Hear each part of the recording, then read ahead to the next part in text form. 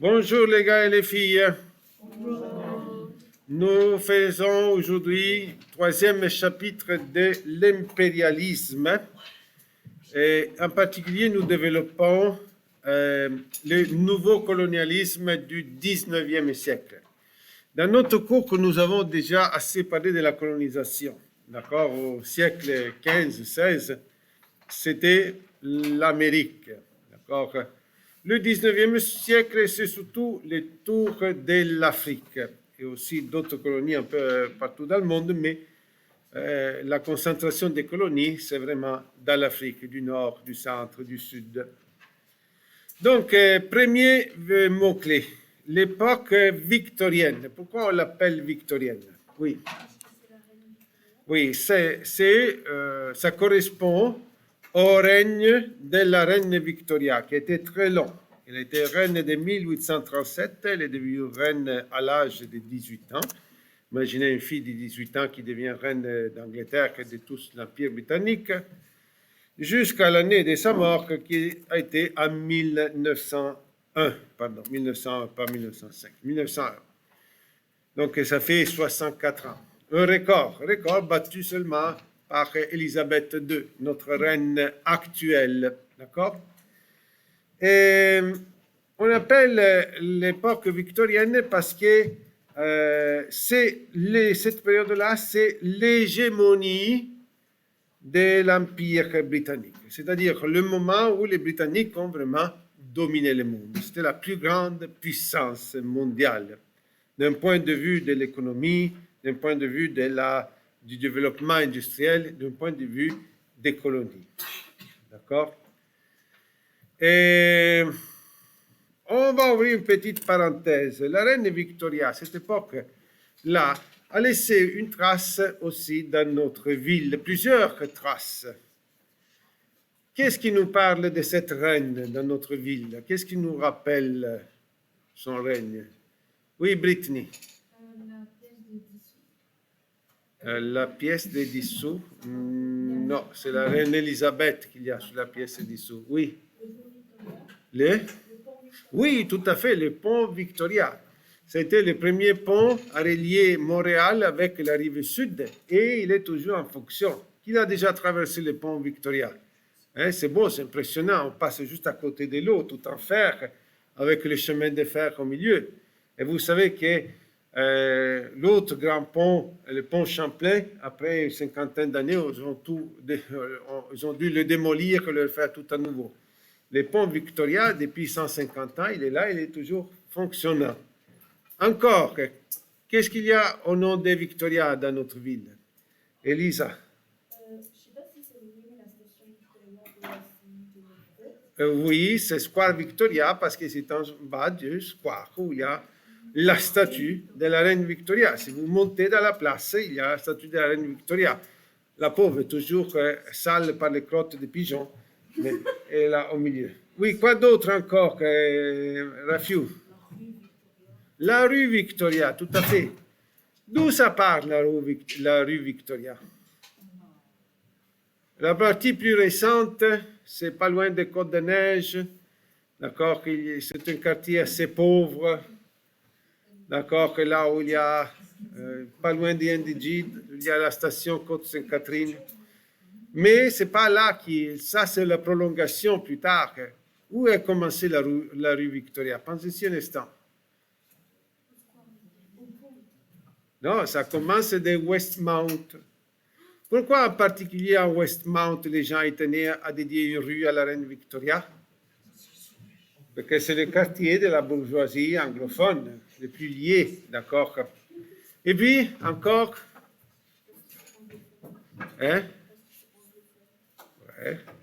encore une autre grande institution, un hôpital, Royal Victoria, Royal Vic, c'est un hôpital, vous ne connaissez pas? Bon, alors qu'il y a eu plusieurs traces dans notre ville. Pendant l'époque victorienne, la Grande-Bretagne va se découvrir de tout un réseau de chemins de fer, le plus développé au monde. Et le Canada, qui appartenait à l'Empire britannique aussi, va développer son chemin de fer, va relier l'Est avec l'Ouest canadien. La livre sterling est la monnaie internationale. Quand il y a des échanges entre plusieurs pays, pour calculer la valeur du monnaie, on se réfère toujours à leur taux d'échange avec la livre sterling, ce qui aujourd'hui c'est le dollar américain. Les Britanniques atteignent le plus haut niveau de vie et ils sont aussi influents d'un point de vue culturel. Ils imposent un modèle d'homme, modèle de gentleman, d'accord, c'est-à-dire un homme sportif qui a une discrète culture humaniste, quelqu'un qui est très rationnel et qui domine les passions. D'accord? Est-ce que vous connaissez un personnage de la littérature qui correspond à ceci, à ces descriptions? Oui? Oui, d'accord. Tour du monde en 80 jours. Et Edouard? Sherlock Holmes, c'est vraiment le plus représentatif.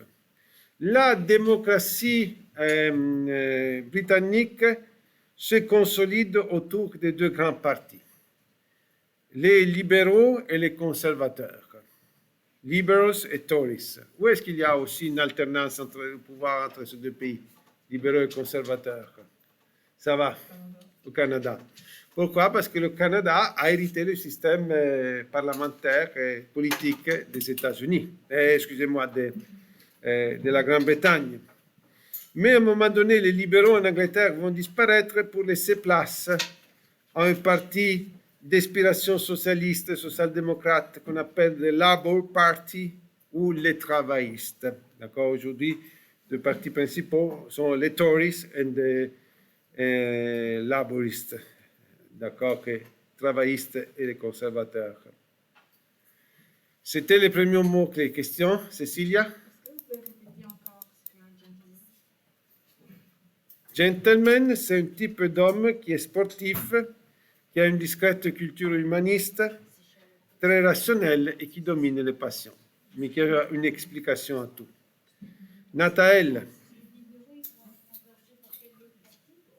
les libéraux ont été remplacés par les travaillistes, ou laboristes, on peut les appeler aussi. Oui. Et quels sont les deux partis qui s'alternent au pouvoir à Ottawa? Les conservateurs et les libéraux. Alors, liberté des colonies en Amérique. Donc, cette époque est aussi le moment que les colonies en Amérique deviennent indépendantes. Nous savons que les premiers ont été les États-Unis, 1776, mais pendant le 19e siècle, une après l'autre, les colonies espagnoles deviennent indépendantes. Les colonies deviennent indépendantes surtout grâce aux créoles, à l'action patriotique des créoles. Attention que ce mot-là, créole, c'est un peu différent de quand on l'utilise en se référant à Haïti, comme on l'utilise souvent dans notre contexte. Les créoles sont les descendants des colons espagnols, des colons européens, des blancs. D'accord? Ce sont aux autres qui ont fait les guerres et les actions pour obtenir l'indépendance. Et ce sera aux autres qui vont avoir le pouvoir pendant longtemps. Et ça va être seulement récemment, disons, ceux qui sont d'ethnie amérindienne arrivent à s'affirmer et avoir joué un rôle politique important, à devenir président. Et le premier pays à avoir un président amérindien, c'était, je ne m'en souviens plus. Le nouveau colonialisme. Ok. Le colonialisme du 19e siècle est beaucoup plus nuancé par rapport à celui-là de l'Amérique au 16e et 17e siècle. Quand les Espagnols arrivaient en Amérique, ils mettaient en place une colonie. Ils envoyaient un vice-roi, un gouverneur, d'accord? Et ce pays-là était administré par la métropole. Au 19e siècle, il y a trois formes par lesquelles on réalise cet impérialisme. Que ce sont les trois sous-mots-clés que vous voyez au tableau. La première forme, c'est la colonie normale, d'accord, c'est-à-dire qu'un pays est complètement administré par la métropole. L'Ouganda, c'était une colonie britannique, d'accord. Et ce sont les autorités envoyées par le pays qui possède, qui gèrent tout. Mais à côté de la colonie, nous avons aussi les protectorats. Les protectorats, ce sont des pays qui ont un peu plus d'autonomie intérieure. Un protectorat, l'Égypte, par exemple, est un protectorat britannique. Non? Donc, ils ont des élections, ils ont leur parlement, mais tout ce qui est politique extérieure, le passeport, les relations internationales, le commerce, les traités avec les autres pays, la guerre, la paix, tout ceci est géré par la métropole. Donc, une relative autonomie intérieure et indépendance complète par la métropole pour la politique extérieure. Ceci est le protectorat. À ces deux formes, on peut ajouter aussi la sphère d'influence. Alors, on l'a déjà nommé quand, au dernier cours, nous avons parlé de l'impérialisme des États-Unis. Or, que nous savons, les États-Unis ne pouvaient pas avoir des colonies. Ils sont devenus une grande puissance, ils ont gagné des territoires, d'accord? Mais les États-Unis, ils seraient tombés en contradiction s'ils allaient appeler des pays des colonies des États-Unis. Parce qu'aux autres, c'était une colonie et ils ont fait une guerre pour devenir indépendants. Non? Donc, ça aurait été une grave incohérence. Alors que les pays qui sont quelque part contrôlés par les États-Unis sont des pays formellement indépendants, d'accord, formellement souverains, mais contrôlés par la puissance impérialiste sous plusieurs aspects. C'est peut-être un contrôle militaire. Par exemple, les États-Unis ont mis des bases militaires des États-Unis aux Philippines, à Cuba, d'accord. Ça peut être un contrôle économique. Ce pays-là établit maintes des relations commerciales avec les États-Unis au point que vraiment son économie dépend de celle des États-Unis tellement ils achètent et ils vendent tout ou presque aux États-Unis. Et puis encore une influence diplomatique et puis encore une influence culturelle. D'accord? Aux Philippines, beaucoup d'écoles, par exemple, ont été mises en place et la langue d'instruction, c'était l'anglais. D'accord? Alors voilà les formes de ce nouveau colonialisme du 19e siècle, la colonie proprement dite, le protectorat et les sphères d'influence. C'est clair pour vous? Question? Bon, alors qu'on passe au prochain moment. L'époque victorienne est aussi une époque d'exploration. Dans notre cours, nous avons beaucoup parlé d'exploration. Qui est capable de me donner le nom d'un grand explorateur que nous avons cité maintes fois? Yasmine Ouchish. Giovanni Averazzano, juste pour en nommer un parmi les autres, d'accord, qui a côtoyé la côte de l'Amérique du Nord. Mais Giovanni Averazzano, il a exploré par quel moyen, Yasmine? En bateau. Donc, les grands explorateurs dont nous avons parlé au XVe et XVIe siècle étaient des explorateurs marins par la navigation. Donc, ils exploraient les contours des continents. D'accord? Magellan, par exemple, son expédition a fait le tour du monde et puis est rentré donner des informations à des cartographes qui dessinaient les cartes. D'accord? Or, par contre, au XIXe siècle, on a tendance à plutôt explorer l'intérieur des continents. Hein? Parce qu'entrer dans un continent est difficile. C'était difficile en Amérique, pensez aux cordillères des Andes, pensez à la colonisation progressive du Far West, mais c'est encore plus difficile l'Afrique. L'Afrique, c'était impénétrable à l'intérieur avant le XIXe siècle. D'accord? Juste pour vous donner un exemple, non?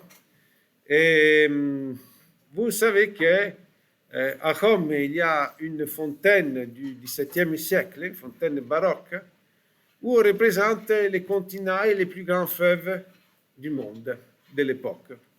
D'accord? Rio de la Plata, le Gange, dieu de le Danube.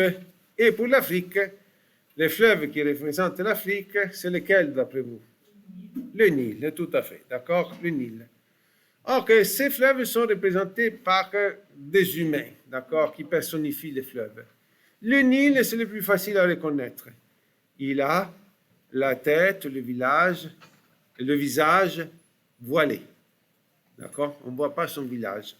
Ça représente ce qui était le mystère du Nil au XVIIe siècle. Le mystère du Nil, c'était les sources du Nil. D'accord? Tout le monde connaissait le Nil, on le connaissait depuis l'Antiquité. Ça avait suscité cette magnifique civilisation de l'Égypte ancien, des pyramides, des sarcophages et de tout cela, mais personne ne savait d'où venait, c'est tout. Ça venait du sud, du centre de l'Afrique, mais d'où exactement? C'était impénétrable. D'accord? Seulement au XIXe siècle, les explorateurs arrivent à découvrir les sources du Nil. Et aujourd'hui, nous savons que les sources du Nil se trouvent entre l'Ouganda et le Kenya. Elles viennent, c'est à partir du lac Victoria. Et le fait qu'ils s'appellent lac Victoria, ça nous dit quelle était la nationalité de ces explorateurs qui l'ont nommé. Hein? D'accord? C'est aussi l'époque qu'on arrive aux pôles, aux extrémités de la Terre, les pôles sud, les pôles nord, d'accord? Et puis qu'on explore les déserts, les montagnes, les forêts. Donc une époque d'exploration. Et l'exploration aussi, on verra, sera le prétexte pour la colonisation, un des prétextes pour coloniser, pour s'installer en Afrique. Question? Nathaël. Vous voyez, bonne question. Ça pourrait être une question de recherche à faire. C'est un excellent. C'est sûr qu'ils avaient des meilleurs couteaux, des meilleures haches pour rentrer, des tentes, des façons de se protéger. Ils avaient des armes pour se protéger contre les serpents, les fauves. D'accord? Mais ça serait une question intéressante à développer. Quels sont les moyens qui ont permis l'exploration au XIXe siècle? L'innovation technologique. Prochain mot-clé, la justification. Comment donc les puissances impérialistes justifiaient le fait de s'emparer des colonies, de débarquer dans un pays et d'affirmer leur autorité? Et s'il y avait de la résistance de la part des indigènes, de faire une guerre? Souvent des guerres avec un grand écart technologique, les armes du XIXe siècle avec des armes rudimentaires de ces populations-là. Quelle était la justification d'après vous? Nous faisons ceci pour amener quoi? Oui, la technologie c'est un aspect. Mohamed? La culture et la langue c'est un aspect. Tout ceci mis ensemble, ça serait? La paix, quelquefois oui, quelquefois non. Yasmine? Savoir, oui. Alors, en un mot, la civilisation. D'accord? La grande justification de la colonisation du XIXe siècle, c'est nous devons amener la civilisation, c'est-à-dire les lois, les connaissances scientifiques, technologiques, les avancées de la médecine, d'accord, les hôpitaux, les services que la société est capable de donner à ses citoyens. Donc, les Européens se sentent en devoir, d'accord, de faire quelque chose pour ces populations-là. Quelle était la motivation, par contre, de la colonisation espagnole? Motivation officielle qui pour beaucoup était vraie, pour d'autres était un prétexte. Quelle était la motivation des Espagnols pour l'Amérique? Qui s'en souvient? Oui? Plus fort? Oui, le christianisme. Amener le christianisme. Au XIXe siècle, par contre, l'accent est posé sur la civilisation. Évidemment, il y a beaucoup de missionnaires chrétiens selon la confession chrétienne du pays qui colonise. Là où la France arrive, il y a des missionnaires catholiques. Où l'Angleterre arrive, il y a des missionnaires anglicans. D'accord? Mais le christianisme est comme une partie de la civilisation. Ça contribue à civiliser ces populations-là. Une chose qui fait beaucoup parler aujourd'hui de notre histoire du Canada, on le comprend dans ce mot-clé. Il y a un siècle, ceux qui avaient le pouvoir au Canada avaient un problème. Comment civiliser les Amérindiens? D'accord? Population native qui désormais vivait dans des réserves, mais qui vivaient au marge de cette nouvelle société, ce nouveau État qu'ils avaient fait, le Canada. Comment ils ont voulu les civiliser? De quoi on parle beaucoup aujourd'hui, oui.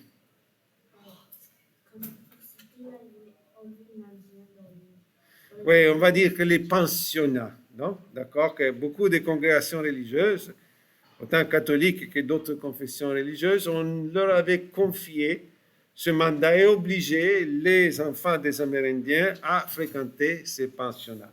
Non? Bon. On peut avoir le jugement que nous voulons, mais c'était dans cette optique. D'accord? On devait vraiment amener la civilisation. D'accord? Civiliser les peuples qu'on rencontrait. Le Canada n'avait pas d'autres colonies à l'extérieur, mais cette politique l'a faite à l'intérieur avec les Amérindiens. Ok, le colonialisme du 19e siècle avait une connotation raciste, beaucoup de racisme. Mais attention à ce mot. Aujourd'hui, quand nous parlons racisme, nous identifions cette attitude avec le nazisme, d'accord, qui a basé toute son idéologie, toute son action sur l'idée d'une race supérieure qui devait dominer toutes les autres. Or, que le racisme du 19e siècle, de beaucoup de ces colons aussi, était plutôt un racisme bienveillant. C'est-à-dire que le blanc se sentait supérieur au noir. Mais en même temps, il ne voulait pas l'écraser. Il voulait le faire avancer. D'accord? Il sentait vraiment, il allait en Afrique vraiment avec l'idée qu'il allait aider les Noirs à connaître pas seulement la civilisation, mais de progrès scientifique, économique, avoir de meilleures conditions de vie, lui transmettre la culture. Hein? D'accord? Comprenez un peu la différence. C'est un racisme, bien sûr, inadmissible aujourd'hui. Mais il faut le distinguer du racisme nazi, qui était carrément destructeur. Question jusqu'ici? Britney. Oui, j'ai fait une parenthèse, une référence. Est-ce que c'est aussi à cette époque-là qu'ils mettaient les enfants dans des familles blanches? Oui. Cet aspect d'amener la civilisation au Canada avait la forme, si tu veux, des pensionnats amérindiens. D'accord? Que c'est déjà beaucoup mieux de ce que beaucoup ont fait aux États-Unis. D'accord? Pour les États-Unis, si les Amérindiens n'acceptaient pas d'aller dans les réserves, ce n'était pas les pensionnats, c'était un massacre. D'accord? Donc, mais pour comprendre le phénomène, il faut comprendre les valeurs d'une époque. D'accord? Peut-être un jour que dans un siècle, ils vont dire « Oh, les pauvres enfants, les pauvres élèves, dès 2022, ils étaient obligés d'aller à l'école jusqu'à 16 ans. » D'accord? Ah, quelle violence que l'État faisait sur les autres. Voyez-vous, les mentalités changent. Il y a un siècle, les personnes ne s'étonnaient pas que les Amérindiens soient obligés d'aller dans un pensionnat. Aujourd'hui, pour nous, disons, c'est une violation des droits de l'homme. Enlever un enfant de la famille, c'est terrible. Mais l'État, encore aujourd'hui, combien de fois prend de la place que ça serait de la famille dans l'éducation des enfants aujourd'hui? C'est énorme. Non? Donc, sachez que nous ne pouvons pas juger le passé avec les valeurs d'aujourd'hui. Sinon, nous nous condamnons à ne pas comprendre. Dernier mot-clé, l'économie.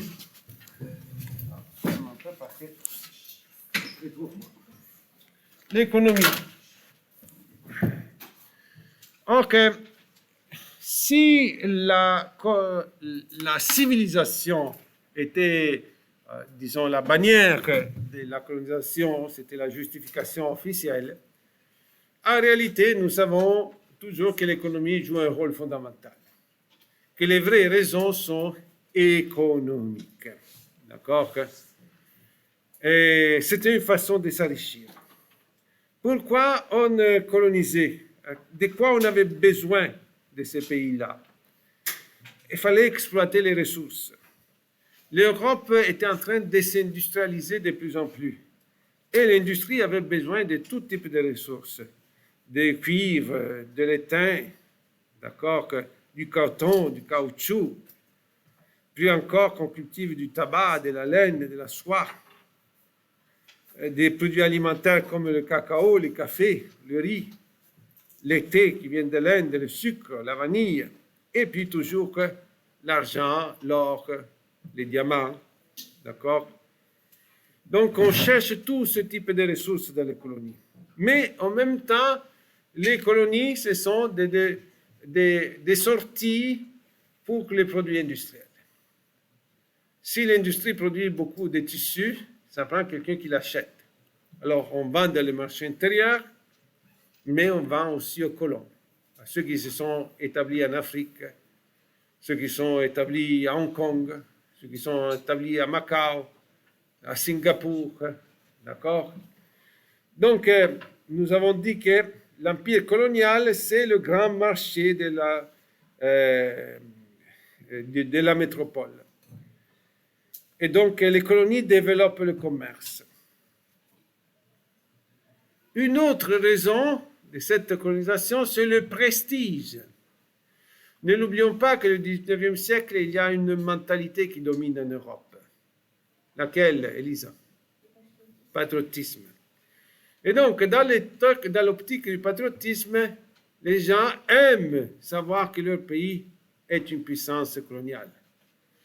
Les gens aiment dire que nous avons un grand empire, plus grand que les vôtres, d'accord, que les Français aux Britanniques, aux Allemands, d'accord. Donc, ce patriotisme pousse à se construire un empire. Le colonialisme de cette époque devient aussi un style littéraire, parce que beaucoup de gens qui sont en Afrique écrivent leurs expériences. Il y a des magazines qui les publient. Les gens qui lisent, se crée tout un monde fantastique, on veut connaître. Ça devient une façon de vivre pleine d'un esprit d'aventure. Il y a des Européens qui vont vivre en Amérique, qui vont vivre en Afrique, excusez-moi, et puis en Afrique, c'est difficile d'y rester toute ta vie, d'accord, parce que les situations sont, le milieu naturel est difficile, surtout d'un point de vue des maladies, alors que quand ils commencent à vieillir, ils rentrent en Europe. Et là, ils ont ce qu'on appelle, la littérature appelle le mal d'Afrique. Le mal d'Afrique, c'est la nostalgie de la vie pleine d'aventures que ces gens avaient en Europe. D'accord? Qu'ils soient des militaires, que ce soit des missionnaires chrétiens, que ce soit des entrepreneurs. En Afrique, ils jouaient un rôle important dans ces sociétés américaines-là. Quand ils retournent en Europe, ils sont des personnes comme tous les autres. D'accord? Donc, ils ont une nostalgie du rôle qu'ils avaient, de ce qu'ils réalisaient et de l'aventure de vivre en Afrique. Question?